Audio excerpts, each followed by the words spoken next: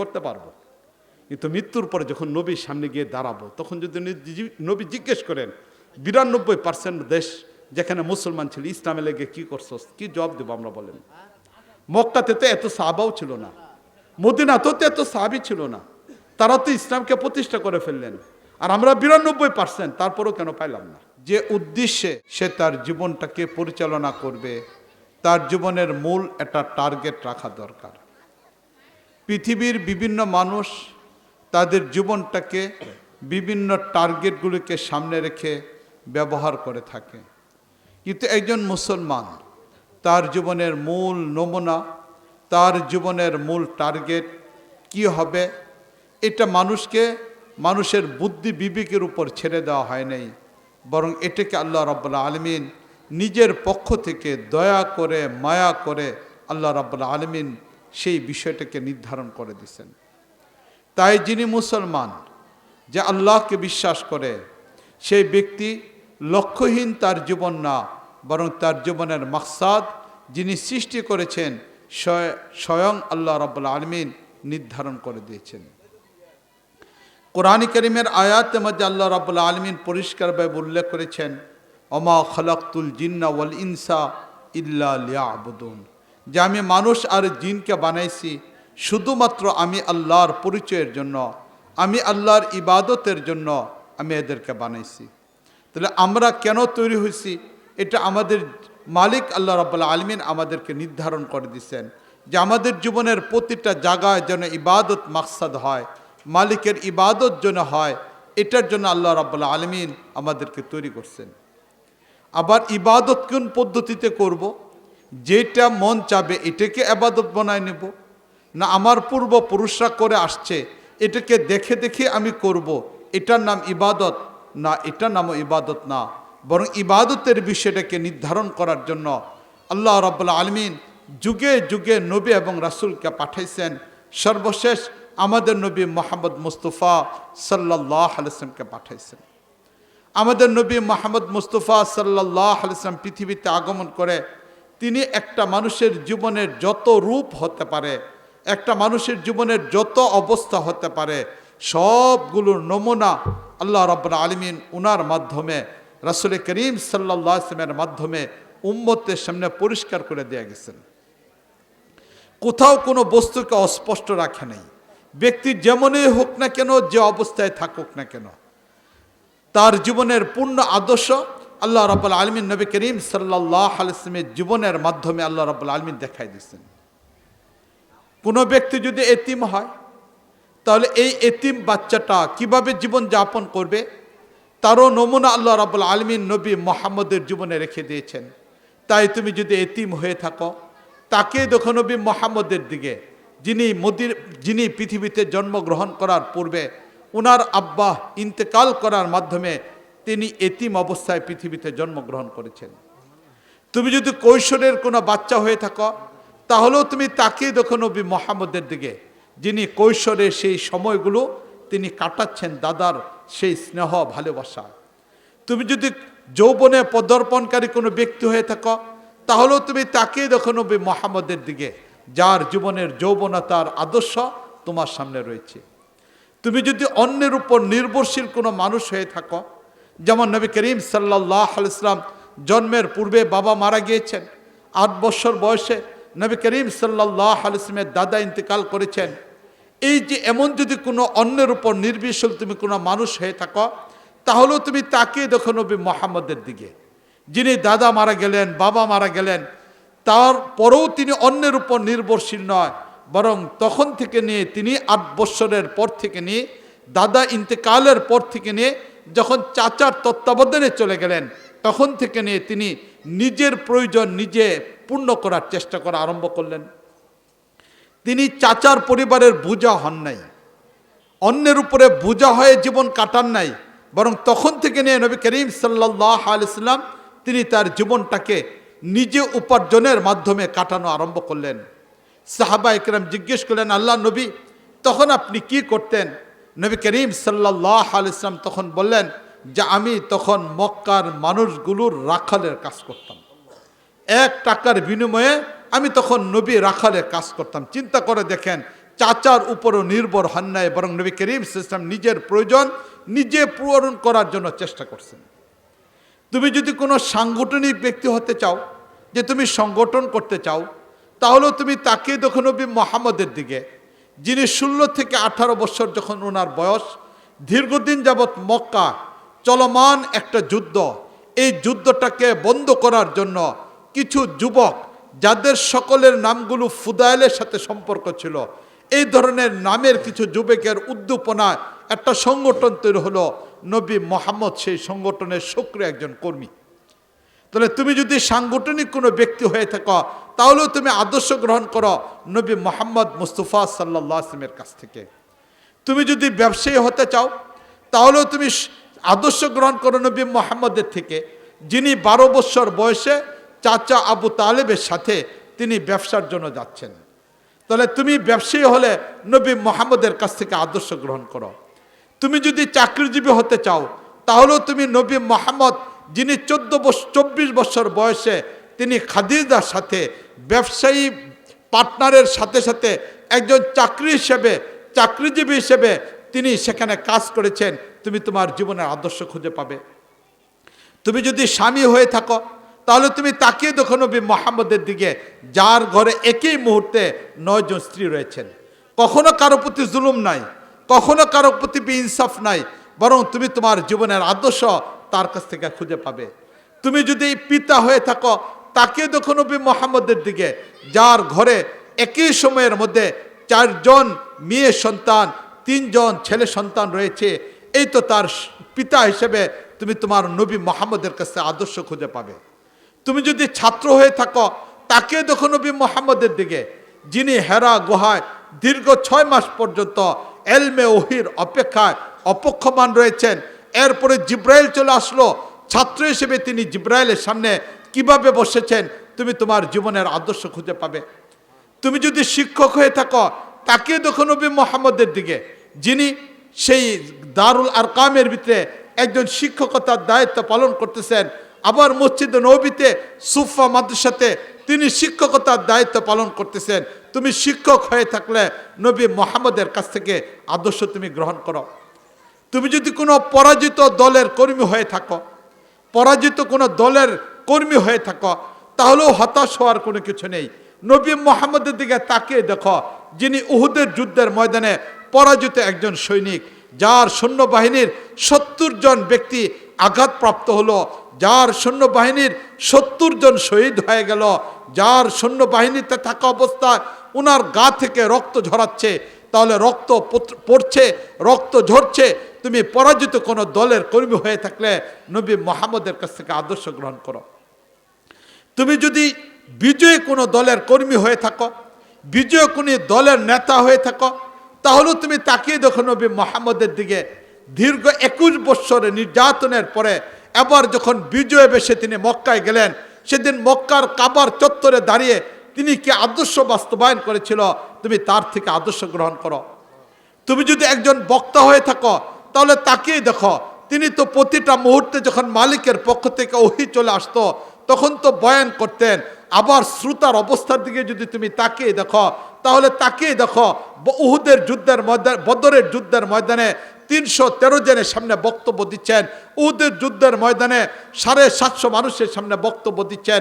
তিনি খন্দকের যুদ্ধের ময়দানে 3000 মানুষের সামনে বক্তব্য দিচ্ছেন। মক্কা বিজয়ের সময় 10,000 মানুষের সামনে বক্তব্য দিচ্ছেন। হুনায়নের পথে হুনায়নের ময়দানে 12,000 মানুষের সামনে বক্তব্য দিচ্ছেন। তাবুকের পথে সেখানে 30,000 মানুষের সামনে বক্তব্য দিচ্ছেন। আর জীবনের সর্বশেষ সবচেয়ে বৃহৎ সমাবেশে তিনি বক্তব্য দিচ্ছেন, 1,24,000 মানুষের সামনে তিনি বক্তব্য দিচ্ছেন। তাই তুমি যদি বক্তা হয়ে থাকো, আদর্শ গ্রহণ করো নবী মুহাম্মদ মুস্তাফা সাল্লাল্লাহু আলাইহি ওয়াসাল্লাম থেকে। তুমি যেই হও না কেন, যেখানেই থাকো না কেন, তোমার জন্য নবী মুহাম্মদ মুস্তাফা সাল্লাল্লাহু আলাইহি ওয়াসাল্লামের জীবনের মাঝে মালিক আল্লাহ রাব্বুল আলামিন আদর্শকে রেখে দিয়েছেন। কোরআন কারীমের মধ্যে মালিক ঘোষণা করেছেন, লাকাদ কানা লাকুম ফি রাসূলিল্লাহি উসওয়াতুন হাসানা। নবী মুহাম্মদের জীবন থেকে তুমি আদর্শ গ্রহণ করো। তুমি যেখানেই থাকো, যে অবস্থায় থাকো, এত পরিষ্কার, এত সুস্পষ্ট, এত আধুনিক, সর্বাধিক উপকারী আর কোথাও কোনো নবী মুহাম্মদের আদর্শ তুমি খুঁজে পাবে না।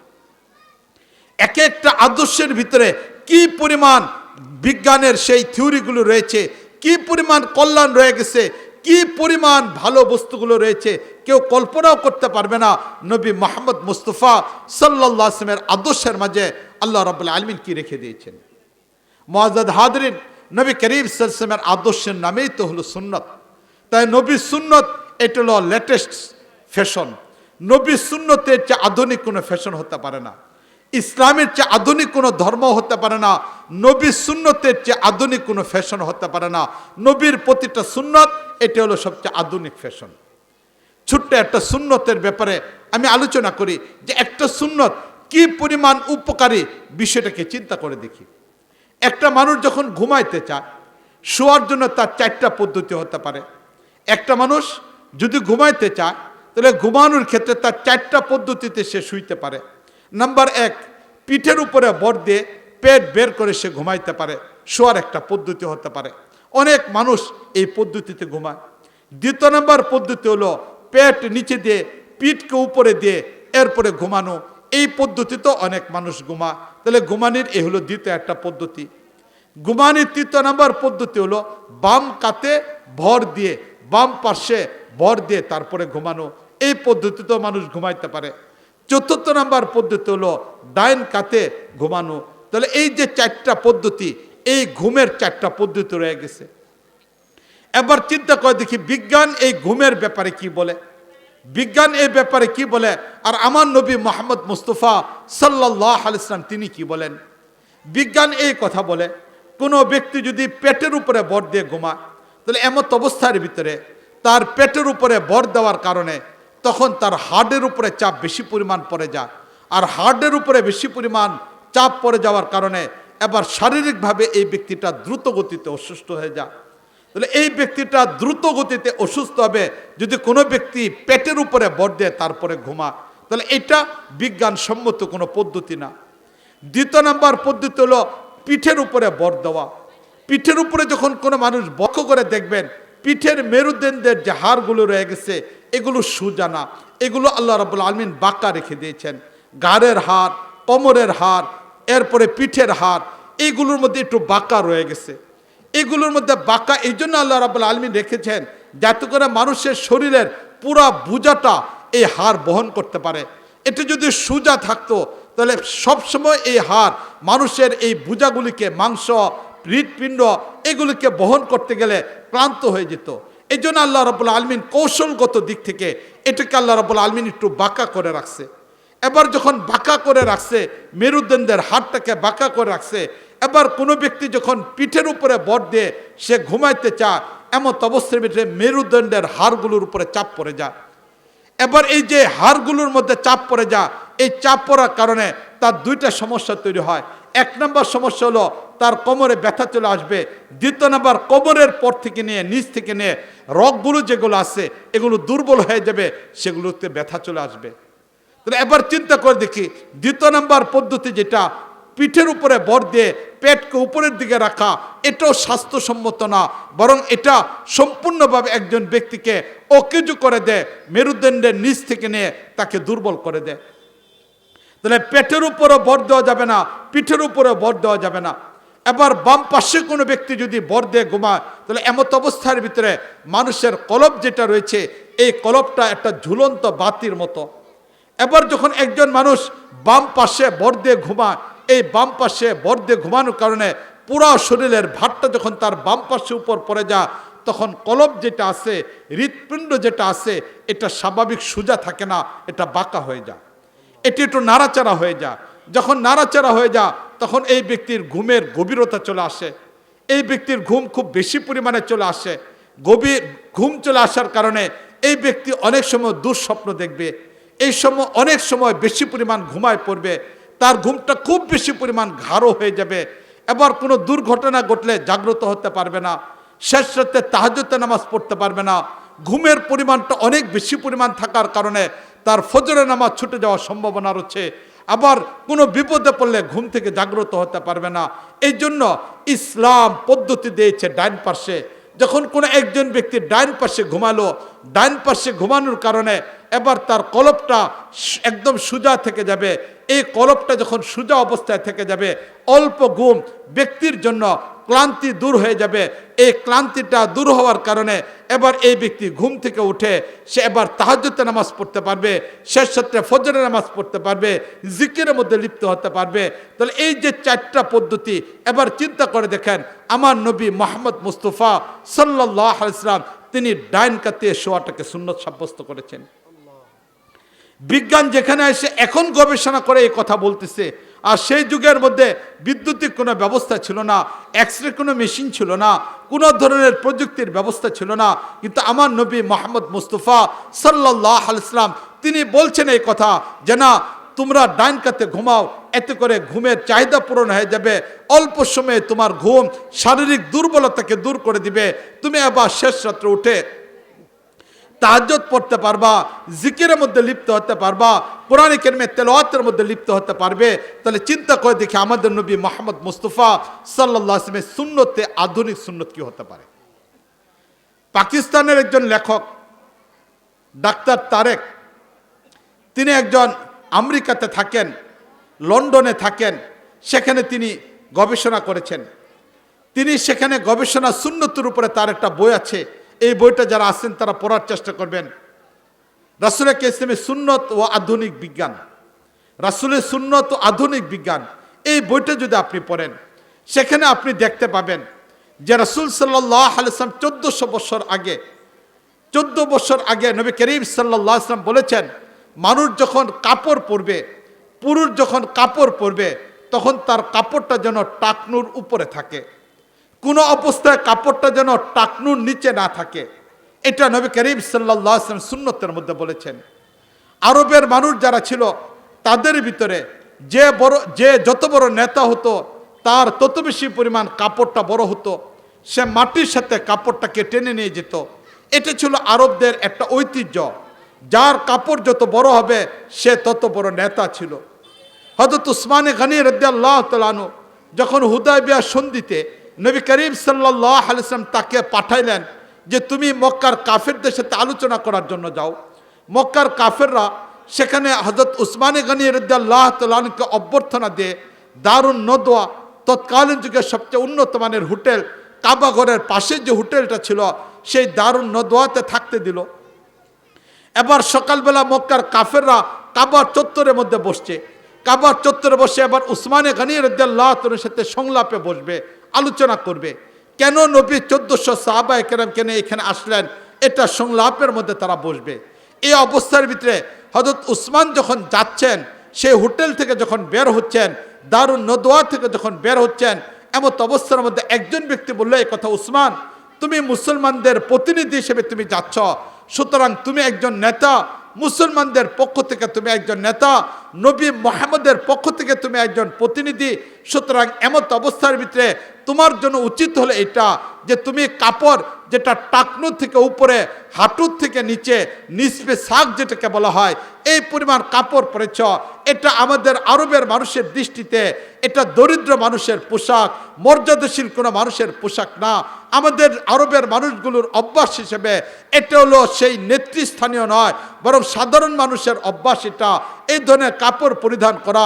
নেতারা লম্বা কাপড় পরিধান করে, তাই তুমি এবার নবী মুহাম্মদের পক্ষ থেকে প্রতিনিধি হিসেবে যেহেতু সেখানে যাচ্ছ, তাই তোমার কাপড়টাকে মাটির সাথে টেনে নিয়ে যাও, তোমার কাপড়টাকে মাটির সাথে টেনে নিয়ে যাও, তাহলে তারা তোমাকে মর্যাদা দিবে, তাদের দৃষ্টিতে তোমার মর্যাদা বেড়ে যাবে। আর তাদের দৃষ্টিতে তোমার মর্যাদা বেড়ে গেলে তুমি একটা প্রতিনিধি হিসেবে এখানে এসেছ, তাদের সাথে কথা তোমার জন্য জমে যাবে, তারা গুরুত্বের সাথে তোমার কথাকে শুনবে, এছাড়া তোমার কথা গুরুত্বের সাথে চলবে না। যখন হযরত উসমানে গনি রাদিয়াল্লাহু তাআলা আনহুকে এই প্রস্তাব পেশ করলো, এবার হযরত উসমানে গনি রাদিয়াল্লাহু তাআলা উত্তর দিলেন যে হ্যাঁ, তোমার কথা যুক্ত হতে পারে, তোমাদের দীর্ঘদিনের কালচার এটা হতে পারে যে যত বড় নেতা তার কাপড় মাটির সাথে তত বেশি পরিমাণ লেগে যাবে। এই যার কাপড় যত বড় হবে তোমাদের দৃষ্টিতে তার মর্যাদা বেশি পরিমাণ হতে পারে। এটা তোমাদের সংস্কৃতি হতে পারে, এটা তোমাদের তাহজিব হতে পারে, এটা তোমাদের তামাদ্দুন হতে পারে, এটা তোমাদের কৃষ্ট হতে পারে, এটা তোমাদের কালচার হতে পারে, এটা তোমাদের জাহেলিয়তের কালচার।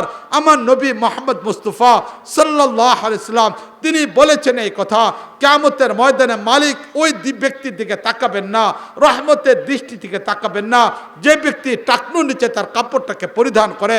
সুতরাং আমার নবীর কালচার হলে এটা, কাপড় টাকনুর উপরে পড়তে হবে, কাপড়টা টাকনুর উপরে পড়তে হবে। কিয়ামতের ময়দানে মালিকের রহমতের দৃষ্টি যদি কেউ পেতে চায় তাহলে তার জন্য কাপড় টাকনুর উপরে পড়তে হবে।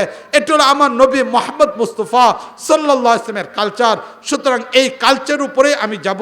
যদি তোমার নেতারা আমার সাথে কথা বলে তাহলে ভালো, যদি তারা আমার সাথে সংলাপে বসতে চায় তাহলে ভালো, আর যদি তারা সংলাপে বসতে না চায় তাহলে ওই সংলাপের প্রয়োজন নাই।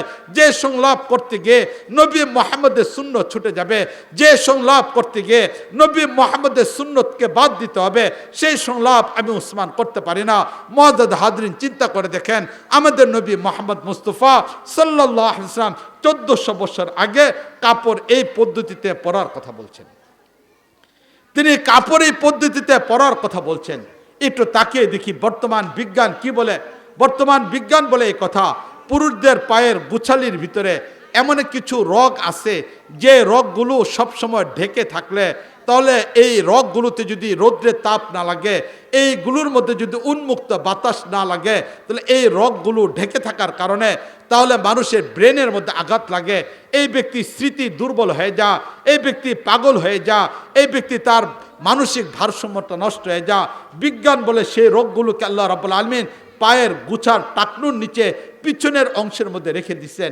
এবার চিন্তা করে দেখেন, যে মানুষটা টাকনুর নিচে কাপড় পরলো, এই জায়গাটা তার ঢাকা পরে থাকলো, আর এখানে সূর্যের কিরণ লাগলো না, সূর্যের তাপ লাগলো না, উন্মুক্ত বাতাস লাগলো না, তাহলে এই ব্যক্তি পাগলের হওয়ার সম্ভাবনা রয়েছে। আমার নবী মুহাম্মদ মুস্তাফা সাল্লাল্লাহু আলাইহি ওয়াসাল্লামের সুন্নতগুলি কত আধুনিক, চিন্তা করে দেখি। প্রত্যেকটা সুন্নতের দিকে যদি আপনি তাকান, এই তো হলো সার্বিকভাবে দেহের দিক থেকে যদি লক্ষ্য করেন, শরীরের দিক থেকে যদি লক্ষ্য করেন, তাহলে পুরা সুন্নতকে যদি আপনি অনুসরণ করেন, স্বাস্থ্যগত দিক থেকে কি পরিমাণ ভালো থাকবেন চিন্তা করে দেখেন।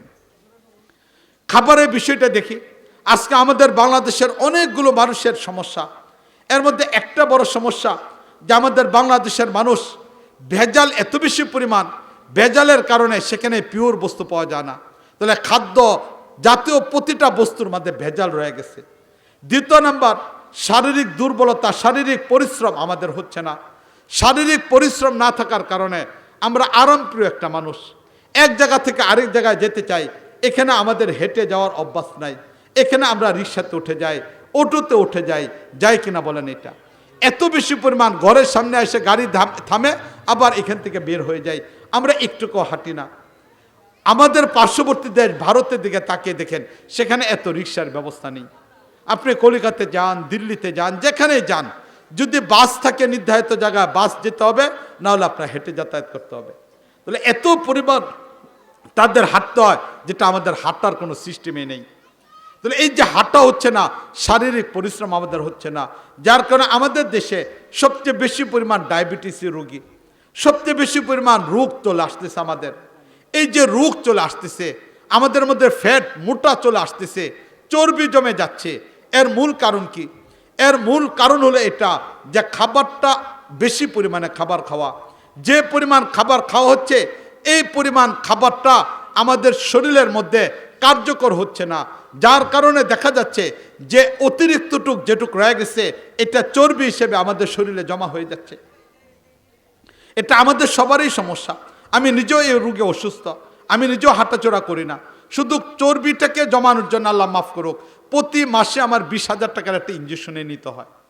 শুধুমাত্র 20,000 টাকা একটা ইঞ্জেকশন প্রতি মাসে আমার নিতে হয়। চারটা ইঞ্জেকশন নিতে হয় প্রতি সপ্তাহে বুধবার দিন।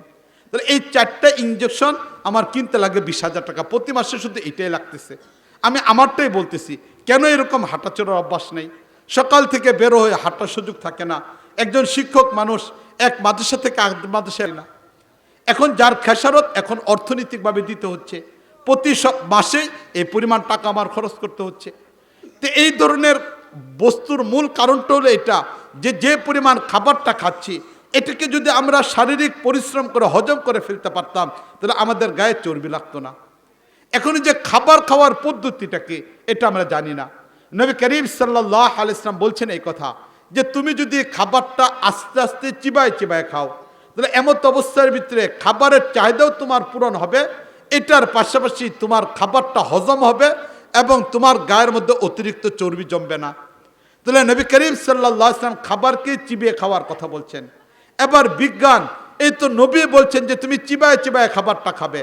এবার বিজ্ঞান, তখন তো আর এটা ছিল না চর্বি জমবে না, গায়ের মধ্যে কোলেস্টেরল তৈরি হবে না, ওইটা তো আর নবী বলে দেন নাই। নবী বলছেন যখন তুমি খাবে ধীরস্থির সাথে খাবে এবং চিবিয়ে চিবিয়ে খাবে, যাতে করে তোমার খাবারের একটা লম্বা সময় চলে যায়।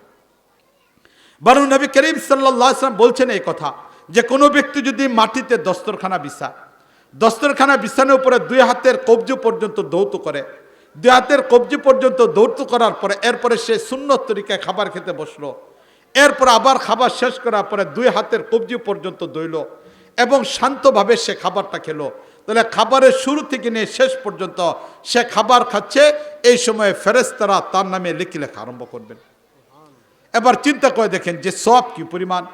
এরপরে রাসূল করিম সাল্লাল্লাহু আলাইহি ওয়াসাল্লাম বলছেন এই পদ্ধতিতে কোনো ব্যক্তি যদি খাবার খায়, এই পদ্ধতিতে প্রথম খাবার খাওয়ার আগে দুই হাত ধুইতে করলো, দস্তরখান বিছাইলো, সুন্নত তরিকায় খাবার খেলো, এরপরে খাবারের পরে হাত ধুইতে করলো, এরপরে যদি আবার সে সুন্নত তরিকায় সব কাজগুলিকে সম্পূর্ণ করে তাহলে এই ব্যক্তি কোনোদিন রিজিকের অভাবে পড়ে যাবে না। আল্লাহ রাব্বুল আলামিন তার অভাব অনটনকে দূর করে দিবেন, সুন্নতের উপরে চলার কারণে অভাব অনটন দূর করে দিবেন। এবার নবী করিম সাল্লাল্লাহু আলাইহি ওয়াসাল্লাম তো বললেন এই কথা যে চিবিয়ে চিবিয়ে খাবারের কথা বললেন। বিজ্ঞান কি বলে একটু চিন্তা করে দেখি। বিজ্ঞান বলে এই কথা, মানুষের সামনে যে খাবারের চাহিদাগুলো তৈরি হয়, মানুষের সামনে যে খাবারের তৈরি হয়, প্রত্যেকটা মানুষের চোখের দুই পাশে দুইটা রগ আছে। একটা রগ ডান দিক থেকে বাম দিকে গেছে, একটা বাম দিক থেকে ডান পাশে গেছে, ছোট্ট এরকম একটা রগ আছে। এই রগটা ছোট্ট, কিন্তু এই রগটাকে যদি টানা হয় তাহলে 14x14 একটা রুম, 14x14 একটা রুম পুরাটা এই রগের দ্বারা বেষ্টন করা যাবে। ছোট্ট একটা রং, কিন্তু তার মাঝে এত কোণা যে এটার দ্বারা 14x14 একটা রুমকে পুরা বেষ্টন করা যাবে।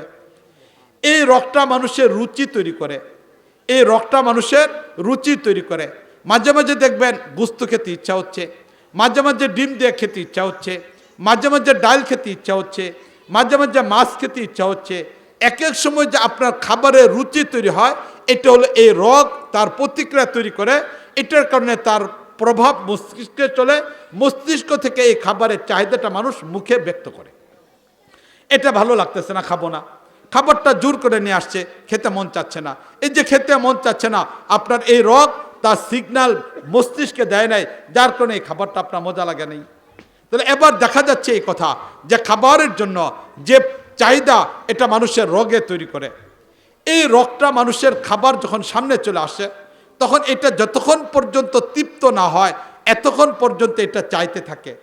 বিজ্ঞান বলে এই কথা, কোনো ব্যক্তি যদি হাতে ঘড়ি ধইরা কোনো ব্যক্তি যদি 8 মিনিট পর্যন্ত খাবার খায়, 8 মিনিট পর্যন্ত খাবার, এই 8 মিনিট পর্যন্ত খাবার খেলে তার খাবারের চাহিদা পূরণ হয়ে যায়।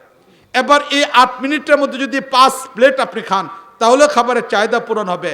আবার 1 প্লেট ভাত নিয়ে চিবিয়ে চিবিয়ে অল্প অল্প করে 8 মিনিট যদি আপনি খান তাহলেও এই যে 5 প্লেট খাইলে যে চাহিদাটা আপনার পূরণ হইতো, এই 1 প্লেট খাবার খাইছেন কিন্তু 8 মিনিট সময় নিছেন, এই 8 মিনিট সময় নেওয়ার কারণে তাহলে আপনার অল্প খাবারের দ্বারা চাহিদাটা পূরণ হয়ে যাবে। তাহলে বিজ্ঞান বলতেছে এই কথা যে আপনি ঘড়ি ধরে 8 মিনিট যদি খাবারটা খান, 8 মিনিট পর্যন্ত এই মস্তিষ্ক রগের চাহিদাটা থেকে যায়।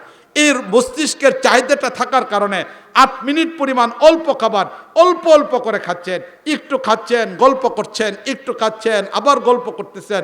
এইভাবে যদি আপনি খাবারটা খান তাহলে এই প্রক্রিয়াতে অল্প খাবার চাহিদা পূরণ হয়ে যাবে, শারীরিক দুর্বলতা তৈরি হবে না, আপনার শরীরের মধ্যে কোলেস্টেরল তৈরি হবে না। তাহলে রাসূল করিম সাল্লাল্লাহু আলাইহি ওয়াসাল্লামের সুন্নতের চেয়ে আধুনিক কোনো ফ্যাশন হতে পারে না, নবীর সুন্নতের চেয়ে উপকারী কোনো বস্তু হবে না। তাহলে নবীর এই প্রক্রিয়াটা চিন্তা করে দেখি যে কি পরিমাণ সুন্দর অবস্থাটা ছিল। সাহাবায়ে কেরাম রাদিয়াল্লাহু তাআলা আনহুর যুগে এত হাসপাতাল ছিল না, সাহাবায়ে কেরামের যুগে এত চিকিৎসা বিজ্ঞানও ছিল না, কোনো কিছুই প্রয়োজন ছিল না। রাসূল করিম সাল্লাল্লাহু আলাইহি ওয়াসাল্লামের যুগে কোনোটাই প্রয়োজন চলতো না। নবী করিম সাল্লাল্লাহু আলাইহি ওয়াসাল্লামের যুগে যখন ইরান, রাসূল করিম সাল্লাল্লাহু আলাইহি ওয়াসাল্লামের যুগে যখন মুসলমান ইসলামের একটা বিজয়ের দিকে চলে আসতেছে, তখন ইরান থেকে 3 জন ডাক্তার মদিনাতে আসলেন। 3 জন ডাক্তার মদিনাতে এসে তারা দীর্ঘদিন পর্যন্ত ফার্মেসি খুলে তারা বসে থাকলেন, কিন্তু মদিনার কোনো মুসলমান সেখানে চিকিৎসা করার জন্য যায় নাই। 3 জন ডাক্তার দীর্ঘদিন পর্যন্ত 3 বছর পর্যন্ত একজন ডাক্তার একজন রোগীও মুসলমান সেখানে চিকিৎসার জন্য যায় নাই। এবার 3 বছর পরে 3 ইরানের ডাক্তার তারা মুসলমানদের সাথে সাক্ষাৎ করলো। সাক্ষাৎ করার পরে বললো এই কথা যে এই মদিনাতে ইহুদি খ্রিস্টান আছে, তারা আমাদের কাছে চিকিৎসার জন্য আসে, কিন্তু কোনো মুসলমান চিকিৎসার জন্য আসে না, কারণটা কি? তখন সেই সাহাবাদের মধ্য থেকে একজন বললেন যে আমাদের থিওরি মতে সকল রোগের উৎস হলো খাবার, সকল রোগের উৎস হলো খাবার, এই খাবারটা হলো সকল রোগের উৎস। আমাদের নবী মুহাম্মদ মুস্তাফা সাল্লাল্লাহু আলাইহি ওয়াসাল্লাম আমাদেরকে খাবারের পদ্ধতি শিক্ষা দিয়েছেন। এই যে নবী করিম সাল্লাল্লাহু আলাইহি ওয়াসাল্লাম আমাদেরকে খাবারের পদ্ধতি শিক্ষা দিয়েছেন, এই হিসেবে পদ্ধতিটা হলো এই যে খাবারটাকে সামনে নেওয়ার পরে 3 ভাগ করব, আমার পেটটাকে 3 ভাগ করব, 1 ভাগ খাবার, 1 ভাগ পানি, আরেক ভাগ ক্ষুধার্ত থেকে যাব। দ্বিতীয় নাম্বার, যতক্ষণ পর্যন্ত চাহিদা তৈরি না হবে ততক্ষণ পর্যন্ত খাবো না। অনেক সময় আমাদের পেটে খিদা লাগে না, চোখে খিদে লাগে, যা হয় কিনা এরকম, একটু খাবারের পর আবার খাবার চলে আসতেছে। তাহলে এই যে চোখে খিদা লাগছে, পেটে খিদা লাগে না, খাবার খেতে পারে না, কিন্তু চোখ চাইতেছে খাবার খাইতে। রাসূল করিম এই ধরনের খাবার খেতে নিষেধ করছেন। তাহলে নবী করিম সাল্লাল্লাহু আলাইহি ওয়াসাল্লাম বলছেন এই কথা যে তোমরা খাবারকে 3 ভাগ করো, পেটটাকে 3 ভাগ করো। দ্বিতীয় নাম্বার, চাহিদা তৈরি হওয়ার পরে খাবার খাবে, অতিরিক্ত খাবার খাবে না, আস্তে আস্তে খাবার খাবে। তাহলে নবী আমাদেরকে শিখাইছেন সকল ঔষধের মূল বস্তু হলো, সকল অসুখের মূল বস্তু হলো পাকস্থলী। এটাকে যদি নিয়ন্ত্রণ করা যায় বাকি রোগগুলো নিয়ন্ত্রিত হয়ে যাবে। আমাদের নবী মুহাম্মদের সুন্নত তরিকায় থাকার কারণে আমরা 3 বছর যাবত তোমরা এখানে আসছো, ফার্মেসি খুলছো, ডাক্তার বসে আসছো, আমরা মুসলমানদের যাওয়ার প্রয়োজন পড়ে নাই। কারণ আমাদের কাছে আমাদের নবী মুহাম্মদ মুস্তাফা সাল্লাল্লাহু আলাইহি ওয়াসাল্লাম তিনি হলেন সবচেয়ে বড় আধুনিক মানুষ। তার চেয়ে আধুনিক কোনো ব্যক্তি নাই, তার ধর্মের চেয়ে আধুনিক কোনো ধর্ম নাই, তার সুন্নতের চেয়ে আধুনিক কোনো সুন্নত নাই। তাই আমাদের নবী মুহাম্মদ মুস্তাফা সাল্লাল্লাহু আলাইহি ওয়াসাল্লামের এই সুন্নত এর উপর চলার কারণে আমাদের রোগ বালাইয়ের প্রয়োজন পড়ে না। মুআজ্জাজ হাজরিন, চিন্তা করে দেখেন আমাদের ইসলাম আমাদেরকে কি দিছে, আমাদের ইসলাম আমাদেরকে কি দিছে, যার কারণে ইসলামটা আসলে আমরা জানি না, দিন সম্পর্কে আমাদের অভিজ্ঞতা নেই, ইসলাম নিয়ে গবেষণা নেই। কত মানুষ দান নিয়ে গবেষণা করে 1 কাঠা জায়গার মধ্যে কিভাবে কত বেশি পরিমাণ দান বের করতে পারবে এটা নিয়ে গবেষণা করে, মাছ অল্পতে না অল্প পানিতে কি পরিমাণ বাড়ানো যা এটা নিয়ে গবেষণা শুরু হয়ে যা, মুরগি কি পরিমাণ 1 মাসে একটা প্রাপ্তবয়স্ক পর্যায়ে পৌঁছে যেতে পারে, গবেষণা চলতে থাকে, কত ধরনের গবেষণা। কিন্তু আমাদের ইসলামকে নিয়ে গবেষণা করা, দিনকে নিয়ে জানা, ইসলামকে নিয়ে জানা, কোরআনকে নিয়ে রিসার্চ করা, রাসূলের সুন্নতকে নিয়ে গবেষণা করা, এটা আজকে আমাদের অভাব হয়েছে দাঁড়াইছে, ঠিক না বলেন? এটা যার কারণে আজকে আমরা মুসলমান ইসলামের মতো একটা ধর্ম পাইলাম না, এই ধর্মের দ্বারা নিজের ব্যক্তি জীবনটাকে উপকার করতে পারলাম না, পারিবারিক জীবনে শান্তি আনতে পারলাম না, রাষ্ট্রীয় জীবনে শান্তি আনতে পারলাম না, আন্তর্জাতিক জীবনে শান্তি প্রতিষ্ঠা করতে পারলাম, কোথাও পাইলাম না। ইসলামকে মানে কোথাও আমরা শান্তিটাকে পাইলাম না, কোথাও পাই নাই, কোনো কিছুই করতে পারলাম না। আমাদের দেশ 1971-এ স্বাধীন হলো, আমাদের দেশে 3 বছর পরে 1974-এ স্বাধীনতা অর্জন করলো জাপান। জাপান এটা মুসলমানদের কোনো দেশ না, হ্যাঁ ইসলাম আছে সেখানে। ইসলাম কিভাবে প্রচারিত হয়েছে ওইটার ইতিহাসের দিকে আমি যাচ্ছি না, মাত্র একজন মহিলার মাধ্যমে জাপানে ইসলাম প্রচার প্রসার হয়েছে, সেই মহিলার ইতিহাসের দিকে আমি যাচ্ছি না। জাপানের দিকে তাকাই দেখি যে ওরা হলো অধিকাংশ হলো বৌদ্ধ, তাহলে বৌদ্ধ ধর্মের একটা অনুসারী একটা জাতি, মাত্র আমাদের 3 বছর পরে তারা স্বাধীনতা অর্জন করলো। কিন্তু আজকে জাপান কোথায় আমরা একটু চিন্তা করে দেখি, অর্থনীতির দিক থেকে আজকে জাপান কোথায় আছে? আমাদের বাংলাদেশের মানুষ এবার তাদের দেশে শ্রমিক হিসেবে যা, সেখানে কাজ করার জন্য যায়, সেখানে গিয়ে তারা কাজ করে এবং জাপানে যাওয়াটাকে তারা সৌভাগ্য মনে করে, অর্থনৈতিক উন্নয়নের অবস্থা চিন্তা করে। তাহলে আমাদের 3 বছর পরে জাপান স্বাধীনতা অর্জন করলো, তারা আজকে কোথায় চলে গেছে? আমাদের স্বাধীনতা 4 বছর পরে চীন স্বাধীনতা অর্জন করলো, এবার চীন কোথায় চলে গেছে একটু চিন্তা করে দেখেন। অর্থনীতির দিক থেকে চীন কোথায় গেছে, পরাশক্তির দিক থেকে চীন কোথায় গেছে, বৈদ্যুতিক দিক থেকে চীন কোথায় চলে গেছে, উন্নয়নের দিক থেকে চীন কোথায় চলে গেছে। তাহলে আজকে আমরা কোথায় আসছি একটু চিন্তা করে দেখেন। সে 71-এর আর আজকের বাংলাদেশ খুব বেশি একটা পার্থক্য খুঁজে পাওয়া যাবে? খুব বেশি একটা পার্থক্য খুঁজে পাওয়া যাবে না, বরং সব জায়গাতে চুর ডাকাতে ভরপুর, ঠিক কিনা বলেন? এটা 1971-এর পরে শেখ মুজিবের একটা গল্প বলাই, এরপরে শেখ হাসিনার একটা গল্প বলি, ভালো করে শুনেন। শেখ মুজিব একজন নেতা হিসেবে সফল ছিল, ব্যক্তি হিসেবে যেমনই থাকুক, অনেকের সাথে তার আদর্শগত দ্বন্দ্ব থাকবে। আমিও নিজে সম্পূর্ণ শেখ মুজিবের বিরুদ্ধে একজন মানুষ, তার আদর্শের সাথে সম্পূর্ণ আমি একমত না। এবং সে ইসলামকে যতটুকু ক্ষতি করছে, আমার বাংলাদেশে আজ পর্যন্ত ইসলামকে এতটুকু ক্ষতি করে নেই। শেখ মুজিব একদম সম্পূর্ণভাবে আমাদের ইসলামকে ধ্বংস করে দিছে। বিশেষ করে 1971-এ 11ই জানুয়ারিতে সেই সোহরাওয়ার্দী উদ্যানে বাংলাদেশের স্বাধীনতার ইতিহাসটাকে সম্পূর্ণ পরিবর্তন করে দিছে। সেখানে সংবিধানটাকে গণতন্ত্র, সমাজতন্ত্র, জাতীয়তাবাদ, ধর্মনিরপেক্ষতার উপর তৈরি করার কারণে পুরা বাংলাদেশ এমন একটা কঠিন পরিস্থিতির মধ্যে পড়ছে।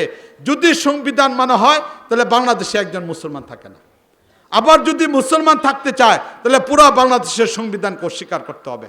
আমি বাংলাদেশের সংবিধান 100% মুখস্থ আমার।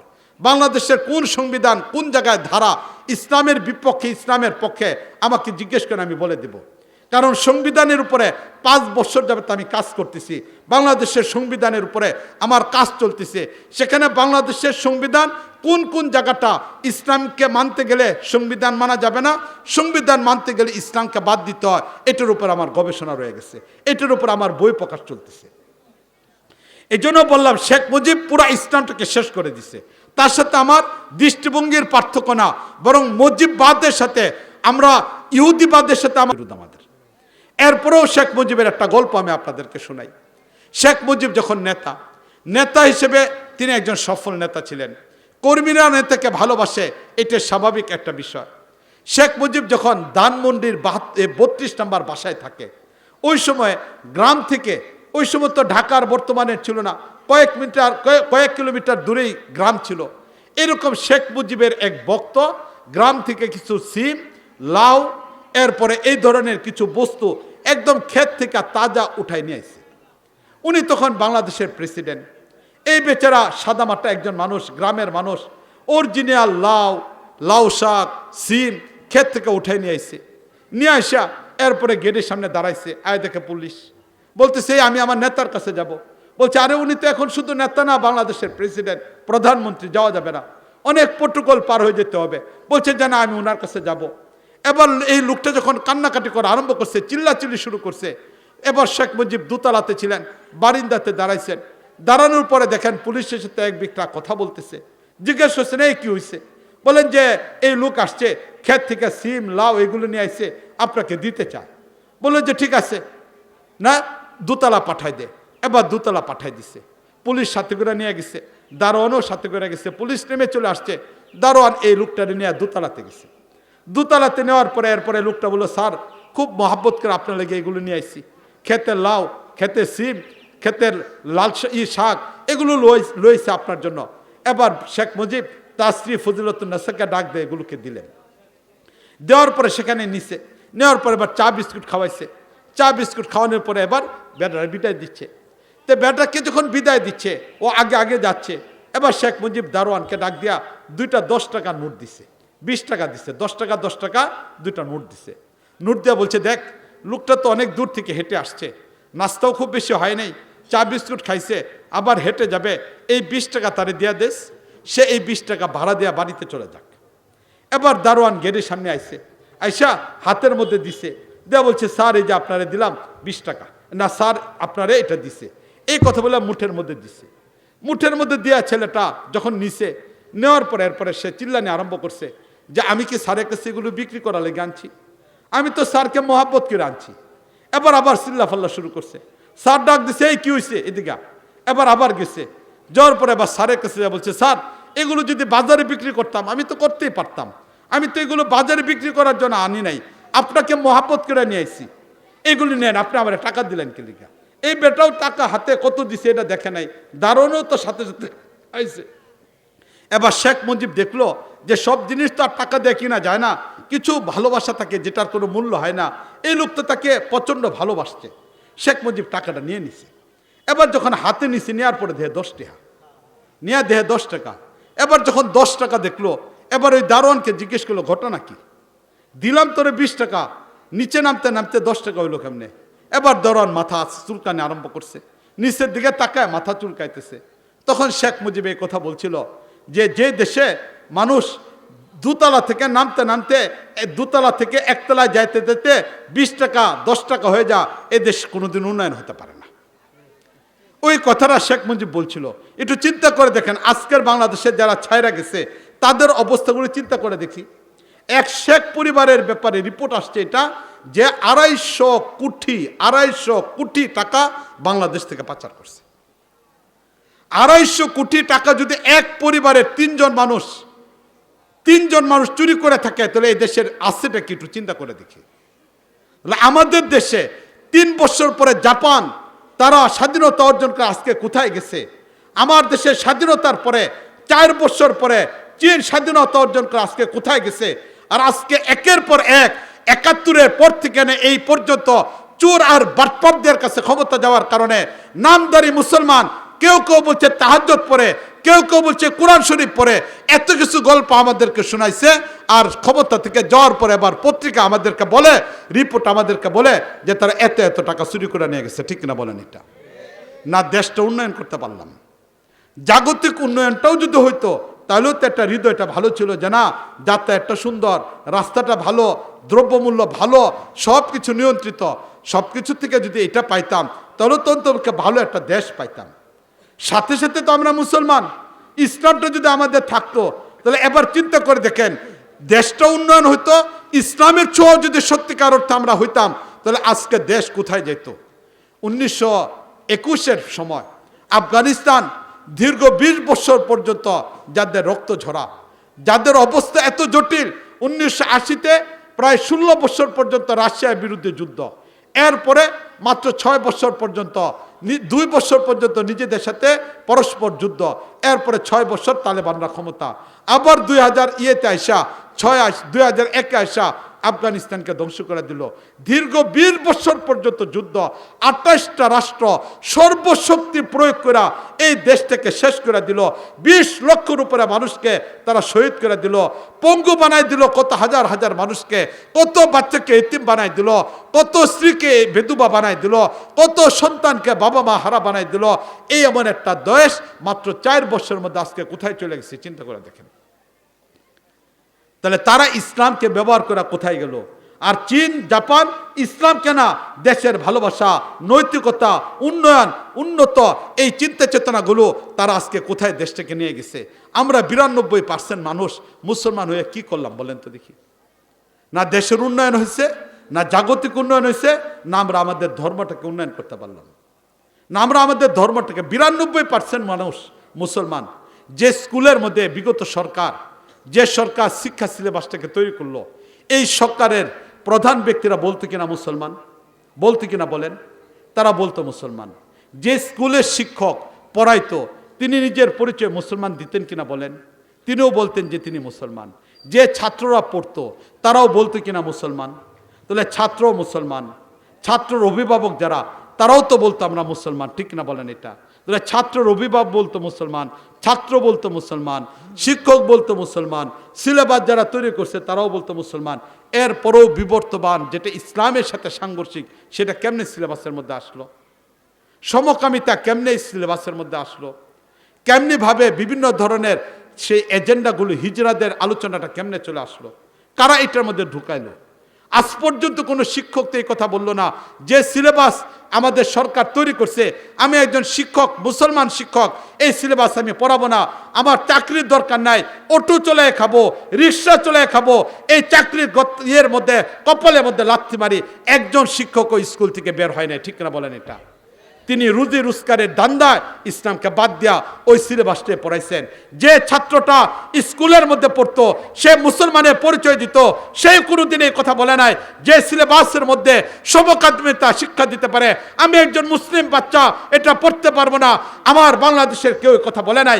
একটা ছাত্র স্কুল থেকে বেরিয়ে গেছে এই কথা বলে নাই। যে একটা অভিভাবক এই কথা বলে নাই আমার বাচ্চাকে মূর্খ রাখবো, এরপর আমি এই সিলেবাসে পড়াবো না, একটা বাবাও বলে নাই, একটা শিক্ষক বলে নাই, একটা ছাত্র বলে নাই। যারা সিলেবাস প্রণয়ন করলো তারা পর্যন্ত মুসলমানের নাম দিল। মুআজ্জাজ হাজরিন, এই ইসলাম আমাকে কোথায় নিয়ে যেতেছে? একটু চিন্তা করে দেখেন, ইসলাম আমার কি দিতেছে? ইসলাম আমাকে কি দিল? একটু চিন্তা করে দেখেন। না নিজের জীবনটা পরিবর্তন করতে পারলাম, না সমাজটাকে পরিবর্তন করতে পারলাম, না পরিবারটাকে পরিবর্তন করতে পারলাম। বলেন তো দেখি, আমার পরিবারে আমি যদি সুন্নত তরিকা খাই, এখানে অন্য কেউ এসে মাথায় বাড়ি দিবে, চেয়ারম্যান এসে মামলা দিবে, মন্ত্রী এসে আমার বিরুদ্ধে কিছু করবে, দল আমার বিরুদ্ধে, তাহলে আমি আমার ঘরটাকে কেন সুন্নত তরিকা বানাইতে পারলাম না? কেন পারলাম না? আমার ঘরটা, এই ঘরটা তো আমার, এই ঘরে উপার্জন করে আমি, আমার সন্তান, আমি কেন নামাজ বানাইতে পারলাম না? আমার ঘরটার মধ্যে টিভি কেন? আমি কেলিকে মুসলমান হয়ে ঘরের মধ্যে টিভিটাকে আনলাম। আমার মেয়ে, আমি তার যেমনি ইচ্ছা এমনি রাখতে পারি। কত বাবা তার সন্তানকে লেখাপড়া করায় নাই, বেপর্দার সাথে আমার মেয়েটাকে কেন স্কুলে পাঠাইতে হবে? কেন আমার মেয়েটাকে সহশিক্ষার মধ্যে ছেলেদের সাথে পাঠাইতে হবে? কোচিংয়ের নামে কেন আমার ছেলেটাকে মেয়েটাকে পাঠাইতে হবে? কেন? আমি মুসলমান হিসেবে আত্মমর্যাদা নেই? মুসলমান হিসেবে আমার কোনো দায়িত্ব নাই? আমার মেয়েটাকে গায়ে হলুদ কেন আমি দিতে হবে? আমার মেয়েটার কেন গায়ে হলুদ আমার দিতে হবে? আমি তো মুসলমান হিসেবে বাবা পরিচয় দিই। কেন আমার মেয়েটাকে গায়ে হলুদ, হিন্দুদের সংস্কৃতি কেন আমার নিতে হবে? কেন আমি একজন মুসলমান হিসেবে জেগে উঠতে পারলাম না? মুআজ্জাজ হাজরিন, কচুরি পানা এটা পানির উপরে ভাসে, এটার কোনো অস্তিত্ব থাকে না। এর বিপরীত হলো হিজল গাছ। দেখেন আপনাদের এই নেত্রকোনার আশেপাশে বিভিন্ন জায়গা আছে, হাওরের জায়গা, যখন বন্যা চলে আসে হিজুল গাছ পানির মধ্যে ভাসতে থাকে, মরে না। এটার নিচ দেয়া একটু শিকড় মাটির সাথে টিকে থাকলো, এটা মরে না। আর কচুরি পানার সংখ্যা বেশি বাড়তে পারে, কিন্তু বন্যার পানি আসলে ভাসে যা। আজকে 92% মুসলমানের দেশ, আমরা হলাম কচুরি পানা, যার কারণে আমাদের সামনে সব কিছু হয়, এরপরেও নিজে খুশি যে আমি মুসলমান, ঠিক না বলেন? এটা ঘরটা সিনেমা হল বানাইছি, একবার বাবা, একবার স্ত্রী, একবার মেয়ে, একবার সবাই মিল্লা উলঙ্গ সিনেমাও দেখে। সিনেমা দেখতে দেওয়া দর্শন হচ্ছে, কত কিছু হচ্ছে, বাবা মেয়ে বউ ছেলে সব দেখতেছে, কোনো লজ্জা নেই, কোনো লজ্জা নেই। এত বেশরম একটা পরিবার, শুধুই কারবারের সাথে সম্পর্ক, শুধুই কারবারের সাথে সম্পর্ক। স্ত্রীরা বেপর্দার সাথে যাইতেছে, এরপরও তার আত্মমর্যাদা নেই। মেয়েটা বেপর্দার সাথে যাইতেছে, তাও আত্মমর্যাদা নেই, এরপরও সে কয় মুসলমান, এরপরও সে মসজিদের সভাপতি, এরপরও মাদ্রাসার সভাপতি, এরপরও সে হজে যায়, নাম দেওয়ার আগে হাজি সাহেব। আসছে কিনা বলেন? এটা আমাদের এর চেয়ে নির্লজ্জ জাতি আর কি হতে পারে বলেন দেখি? এর চেয়ে নির্লজ্জ আর কিছু হতে পারে? ছোট্ট একটা গল্প বলে আলোচনাকে শেষ করতেছি। এক বাবা মারা গেছে, অ্যাক্সিডেন্টে মারা গেছে। এবার ছেলে আইসা বলতেছে, আমার বাবাটা সৌভাগ্য, কি হয়েছে? কত চোখটা বাচ্চা গেছে, বাকি পুরা শরীর নষ্ট হয়ে গেছে। এবার বলেন আমাদের অবস্থা হয়েছে এরকম যে আমি তো নামে মুসলমান, যাক না সব কিছু, ইসলাম যাক, আমার কোনো অসুবিধা নাই, আমার পরিবার থেকে ইসলাম যাক, কোনো অসুবিধা নেই, আমি তো মুসলমান, মাথার মধ্যে তো টুপি আছে, মুখের মধ্যে তো দাড়ি আছে, আমি তো মসজিদের সভাপতি হয়ে বই রয়েছি, অসুবিধাটা কি? আজকে আমাদের অবস্থা হলো এমন। এই জন্য ভাই, এটা থেকে উঠে আসি, বের হয়ে আসি, রাসূল করিম সাল্লাল্লাহু আলাইহি ওয়াসাল্লামের সুন্নতকে আপন করি। এই দুনিয়াটা যেভাবে হোক কাটাই দেওয়া যাবে, এই দুনিয়াটা যে অবস্থায় আসি কাটাই দিতে পারবো। নবী আয়েশা আমার সামনে দাঁড়াবেন না, কিরে কেন তুই এমন করলি, নবী আয়েশা বলতেন না। নবীর সামনে পড়ারও লজ্জা নাই, সাহাবায়ে কেরামের সামনে ওই দুনিয়াতে পড়ার লজ্জা নাই। কপালটাও এমন না যে প্রতি রাত্রে স্বপ্ন দেখবো, নবীকে এমন কপালও না। এই উম্মতের এমনও অনেক মানুষ ছিলেন, এমনও মানুষ ছিলেন যারা প্রতি রাত্রে নবীকে স্বপ্ন দেখতেন।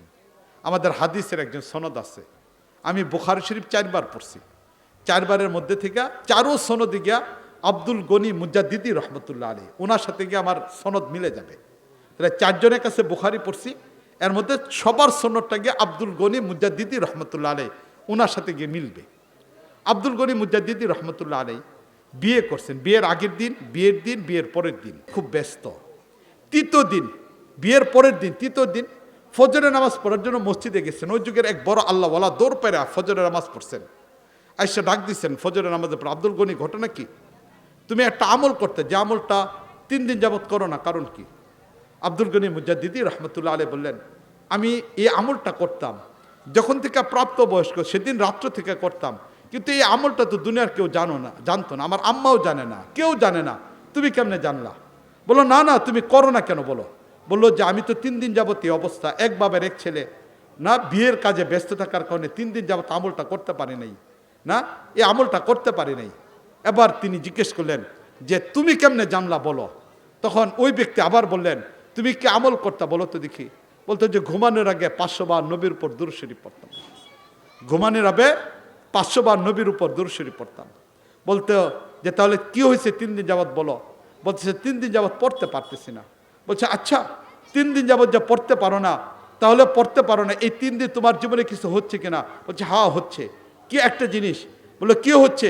বলে হচ্ছে এটা যে প্রতিদিন যেদিন আমি রাতের বেলা নবীর উপরে দুরূদ শরীফটা পড়ে ঘুমাইতাম, প্রতিদিন রাত্রে নবীকে স্বপ্ন দেখতাম।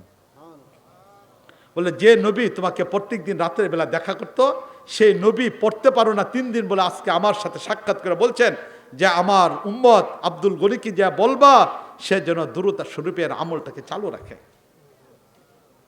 এবার চিন্তা করে দেখেন, উম্মতের মাঝে এমনও মানুষ, এই উম্মতের মাঝে এমনও মানুষ যাকে নবী করিম সাল্লাল্লাহু আলাইহি ওয়াসাল্লাম সারা রাতের বেলা একবার এসে দেখা করতেন।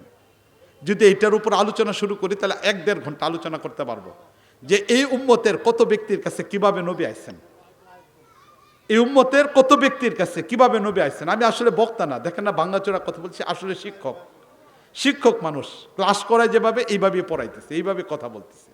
কথা ব্রেনের মধ্যে এত চাপ, কোন থেকে কোন দিকে যাব, মাথার ব্রেন ঠিক থাকে না, কথা বলতে লাগলে আসতেই থাকে, কোন থেকে আসতে থাকে, ওই দিকে যাচ্ছি না। শুধু এটাই বলতেছিলাম যে এই দুনিয়াতে তো ধোঁকাবাজি করতে পারবো, কিন্তু মৃত্যুর পরে যখন নবীর সামনে গিয়ে দাঁড়াবো, তখন যদি নবী জিজ্ঞেস করেন 92% দেশ যেখানে মুসলমান ছিল, ইসলামে লেগে কি করছো, কি জবাব দেবো আমরা বলেন?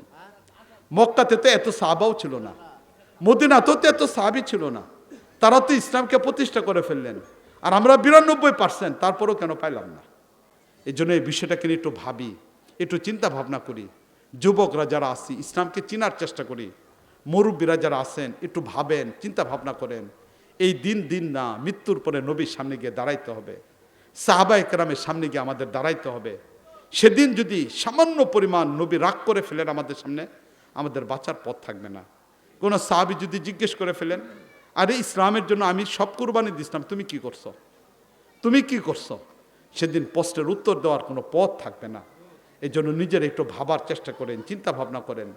আল্লাহ রাব্বুল আলামিন আমাদের সবাইকে তৌফিক দান করুন, সত্যিকার অর্থে মুসলমান হিসেবে যেন এই দুনিয়া থেকে যেতে পারি, মালিকরে খুশি করে যেন যেতে পারি, রাসূলের সামনে গিয়ে যেন কোথাও লজ্জার মধ্যে পড়তে না হয়, বরং বলবো এই কথা, নবী তোমাকে সেদিন দেখতে পারি নাই, আমার জন্ম 1400 বছর পরে, আমি 2টা চোখ পাইছি কিন্তু ওই চোখ পাই নাই যে চোখ দিয়ে সাহাবারা তোমাকে দেখতো। হে আল্লাহর নবী, আমি 2টা হাত পাইছি কিন্তু সেই 2টা হাত পাই নাই যে 2টা হাত দিয়ে সাহাবারা তোমাকে ধরছিল।